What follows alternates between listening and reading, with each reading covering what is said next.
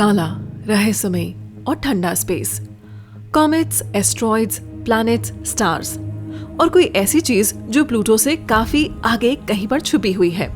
जी हाँ, ये हमारे सोलर सिस्टम का नोवा प्लैनेट हो सकता है, वही जो सदियों से लोगों की हैरानी की वजह बना हुआ है। IRAS यानी इंफ्रारेड एस्ट्रोनॉमिकल सैटेलाइट ने 1983 में रोचक आंकड़े इकट्ठे किए थे।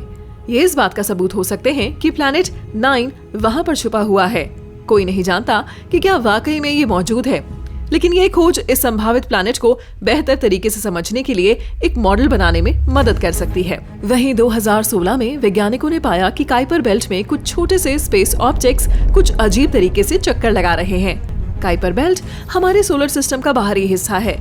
ये एक डोनट की शेप में एक रिंग है जिसमें हमारे सोलर सिस्टम के बनने के समय छूट गए सभी हिस्से भरे पड़े हैं। आपको ये डोनट नेपच्यून से आगे मिल सकता है। स्पेस के इस हिस्से में मौजूद ऑब्जेक्ट्स का ऑर्बिट कुछ अजीब है, ठीक वैसे जैसे कोई मजबूत ग्रेविटी वाली बॉडी उन्हें दूर धकेल रही हो। नॉक नॉक, एक बार फिर प्लैनेट 9। थ्योरी कहती है कि इसका मास हमारे प्लैनेट से 5 से 10 गुना ज्यादा है और ये नेपच्यून से 20 गुना ज्यादा दूर है। एस्ट्रोनॉमिकल यूनिट पृथ्वी और सूर्य के बीच की दूरी के बराबर होती है। प्लूटो सूर्य से लगभग 40 एस्ट्रोनॉमिकल यूनिट की दूरी पर है, लेकिन प्लैनेट 9 400 से 800 एस्ट्रोनॉमिकल यूनिट की दूरी के आसपास है। सूर्य का एक चक्कर लगाने के लिए इस रहस्यमयी प्लैनेट को धरती के 10 से 20 हजार साल जितना समय लगेगा। इससे इस स्पेस बॉडी को पकड़ना हमारे लिए काफी मुश्किल है। एक थ्योरी ये भी है कि प्लैनेट 9 शायद जुपिटर और नेपच्यून के ऑर्बिट्स के बीच बना है, ठीक वैसे जैसे हमारे सोलर सिस्टम के बाकी गैस जायंट्स बने हैं। शायद इन दो बड़े प्लैनेट्स में से किसी एक की ग्रेविटेशनल फोर्स ने इसे इसके ऑर्बिट से बाहर धकेल दिया। अरे नहीं, तभी प्लैनेट 9 हमारे 8 प्लैनेट्स को जानते हैं उनसे काफी दूर निकल गया। आखिर में ये एक तरह का बर्फीला कबाड़ बन गया जो शुरू में काफी छोटा था, लेकिन जैसे जैसे समय बीता प्लैनेट 9 ने चट्टानों के जमे हुए टुकड़े और धूल वाले अपने ऑर्बिट को क्लियर कर लिया और आखिरकार एक रियल प्लैनेट बन गया। एक दूसरी थ्योरी कहती है कि हमारे सोलर सिस्टम के पास से गुजरते हुए ये किसी स्टार का खोया हुआ प्लैनेट हो सकता है जो उससे बिछड़ गया।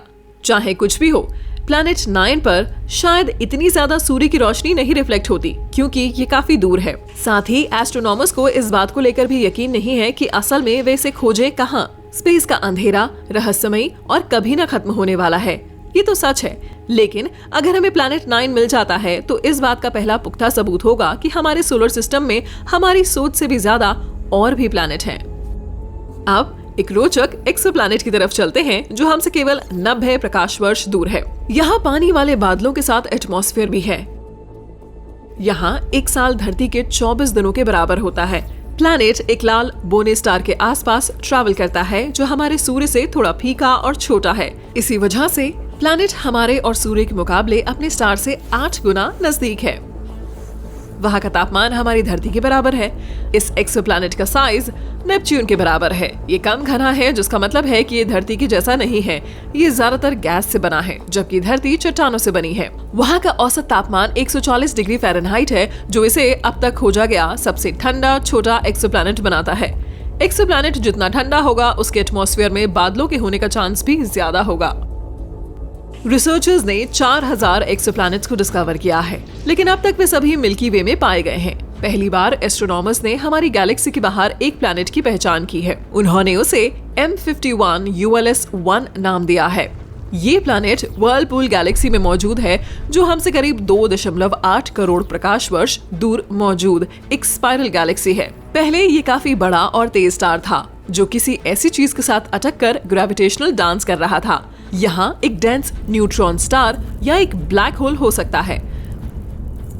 स्टार के डांस पार्टनर की काफी स्ट्रॉन्ग ग्रेविटी थी।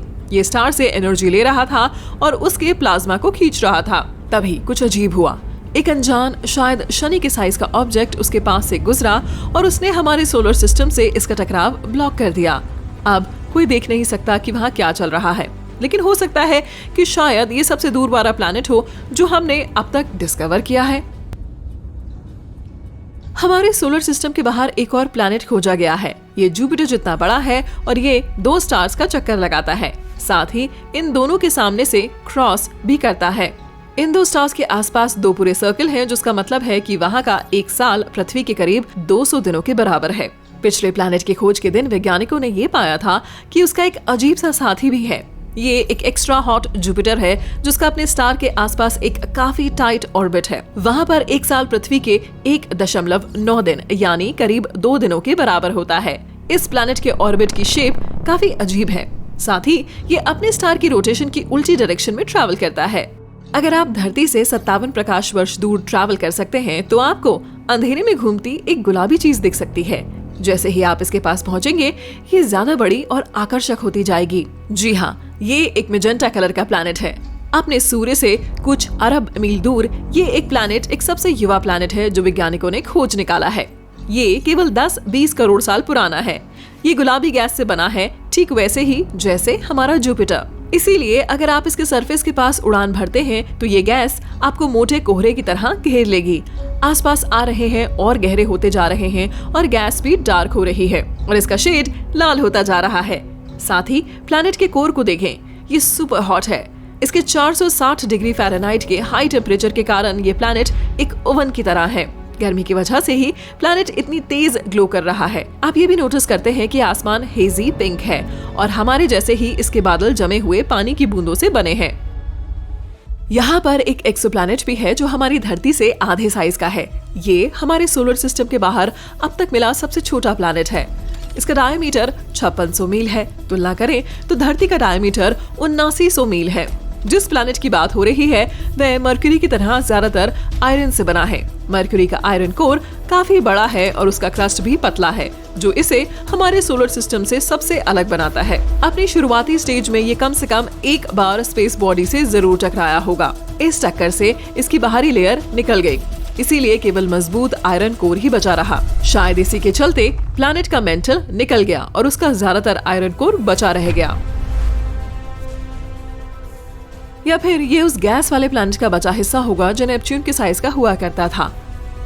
या फिर प्लैनेट का एटमॉस्फेयर स्टार से बड़ी मात्रा में आ रहे रेडिएशन की वजह से उड़कर दूर निकल गया होगा। ये प्लैनेट हमसे केवल 31 प्रकाश वर्ष दूर है। वैसे यहाँ पर दिन धरती के 8 घंटों से भी कम वक्त का है। प्लैनेट मंगल से बस थोड़ा सा बड़ा है। लोग वहाँ पर कभी बसने वाले नहीं हैं क्योंकि यहाँ का तापमान काफी ज्यादा है, जो 2700 डिग्री फ़ारेनहाइट तक जा सकता है। प्लैनेट की उस साइड पर शायद पिघला हुआ लावा हो सकता है जो अपने स्टार को फेस कर रहा है। ऐसा टेम्परेचर किसी भी एटमॉस्फेयर को खत्म कर देने के लिए काफी ज्यादा है, इसीलिए पहले शायद इस प्लैनेट में कोई एटमॉस्फेयर भी हो। आमतौर पर जुपिटर जैसा गैस जायंट लाइफ को सपोर्ट नहीं कर सकता क्योंकि वहाँ पर बेहद गर्म मौसमी हालात, तापमान और दबाव है। वैसे वहाँ पर कोई बिल्डिंग ब्लॉक्स भी नहीं है जहाँ पर लाइफ क्रिएट हो सके। लेकिन इस छोटे पृथ्वी जैसे प्लैनेट में ऑक्सीजन और तरल पानी जैसे और ज्यादा खास इंग्रेडिएंट्स हैं। साथ ही वहाँ पर ज्यादा तापमान वाला मौसम और अलग हालात हैं जो इन सभी प्लैनेट्स पर लाइफ को सपोर्ट नहीं करते। कम से कम हमारी धरती जैसी कंडीशन वाला कोई प्लैनेट खोजना आसान नहीं है जहाँ पर जीवन डेवलप हो सकता है। लेकिन अब तक की सबसे उम्मीद जगाने वाली खोज केपला 22b से मिले। ये हमसे 600 प्रकाश वर्ष दूर है, हमारे प्लैनेट से 2 गुना बड़ा है। इसका टेम्परेचर लगभग 72 डिग्री फ़ारेनहाइट है। इसे सुपर अर्थ भी कहा जा सकता है। ये प्लैनेट की वो कैटेगरी है जो हमारे सोलर सिस्टम जैसी नहीं है। कई और धरती से भी बड़े प्लैनेट हैं, लेकिन फिर भी बर्फीली जायंट से हल्के हैं, जैसे यूरेनस या नेपच्यून। सुपर अर्थ में चट्टाने, गैस या इन दोनों का मिक्स हो सकता है। केपला 22b अपने पेरेंट स्टार के रहने लायक जोन के अंदर है, जो हमारे सूर्य से कम ब्राइट है। शायद प्लैनेट का कोर चट्टानी है, इसमें एक ओशन भी हो सकता है, लेकिन उसमें किसी तरह का जीवन संभव नहीं है। कम से कम हमें अभी तक इसके बारे में नहीं पता।